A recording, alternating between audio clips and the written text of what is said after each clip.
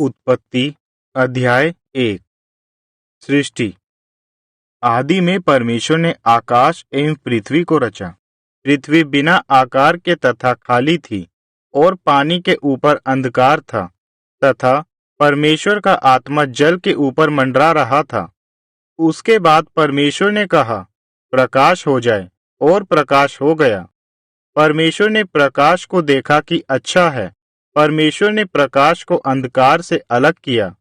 परमेश्वर ने प्रकाश को दिन तथा अंधकार को रात कहा, और शाम हुई, फिर सुबह हुई। इस प्रकार पहला दिन हो गया। फिर परमेश्वर ने कहा, जल के बीच ऐसा विभाजन हो कि जल दो भागों में हो जाए।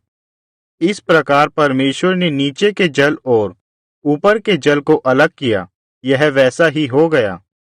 परमेश्वर ने इस अंतर को आकाश नाम दिया, और शाम हुई, फिर सुबह हुई। इस प्रकार दूसरा दिन हो गया।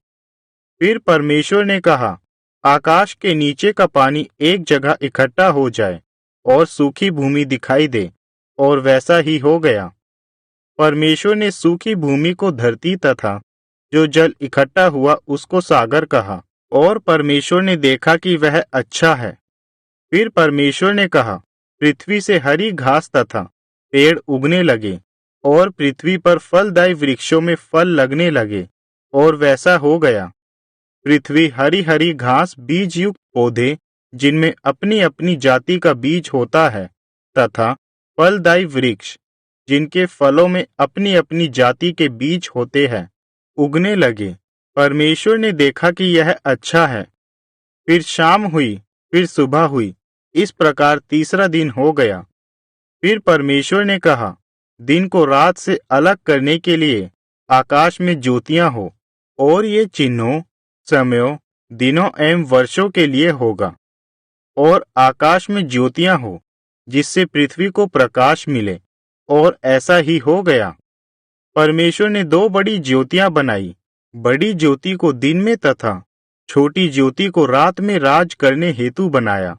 और परमेश्वर ने तारे भी बनाए।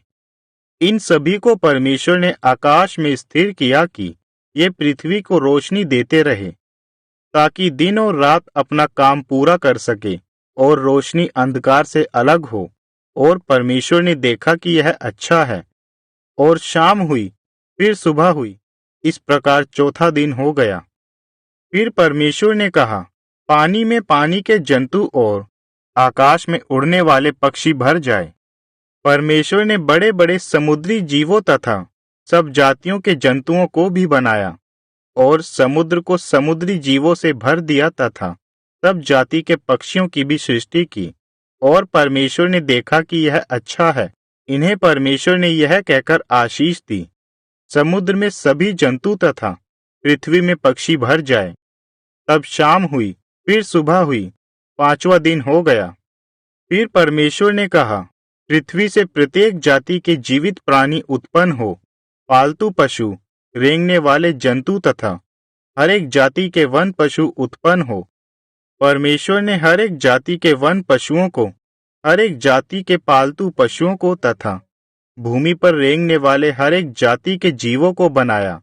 और परमेश्वर ने देखा कि यह अच्छा है। फिर परमेश्वर ने कहा, हम अपने स्वरूप के अनुसार अपनी समानता में मनुष्य की रचना करें, कि वे सागर की मछलियों, आकाश के पक्षियों, पालतू पशुओं, भूमि पर रेंगने वाले हर एक जीव तथा सारी पृथ्वी पर राज करें। इसलिए परमेश्वर ने अपने स्वरूप में मनुष्य को बनाया। परमेश्वर के ही स्वरूप में परमेश्वर ने उन्हें बनाया, नर और नारी करके उसने उन्हें बनाया। परमेश्वर ने उन्हें यह आशीष दी, फूलों फलों और संख्या में बढ़ो, और पृथ्वी में भर जाओ, और सब पर अधिकार कर लो। सागर की मछलियों, आकाश के पक्षियों व पृथ्वी के सब रेंगने वाले जीव जंतुओं पर तुम्हारा अधिकार हो।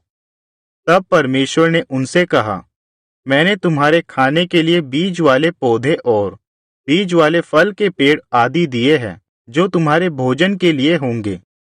और पृथ्वी के प्रत्येक पशुओं, आकाश के सब पक्षियों और पृथ्वी पर रेंगने वाले सब जीव जंतुओं को, प्रत्येक प्राणी को जिसमें जीवन का श्वास है, मैं प्रत्येक हर एक पौधे भोजन के लिए देता हूँ, और वैसा ही हो गया। परमेश्वर ने अपनी बनाई हर चीज को देखा और वह बहुत ही अच्छी थी। और शाम हुई, फिर सुबह हुई, इस प्रकार छठवां दिन हो गया।